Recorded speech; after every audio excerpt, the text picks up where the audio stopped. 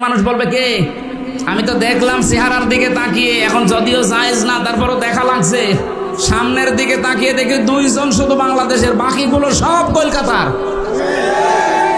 আমার এই ছোট্ট বয়সে আমি বেশিরভাগ কাটিয়েছি কলকাতা আর আসামে, কারণ এই দেশে আল্লাহর ওলিরা আমারে ঢুকতে দিত।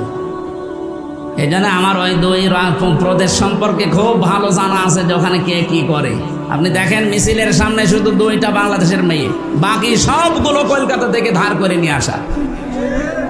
এরা ওদের ওইটা চাপিয়ে দেওয়ার জন্য একটা সূক্ষ্ম ষড়যন্ত্র চালাচ্ছে। নিজেদের যেমন সব উলট পালট, আমাদের মেয়েদেরকে ওরা এরকম কিছু করতে চায়। সম্মানিতা মা বোন যারা এদেশে আছেন, ওরা যেভাবে লেগেছে, আমার মনে হয় মুসলিম মহিলা যারা, তারা ওদের বিরুদ্ধে অবস্থান নেওয়া দরকার।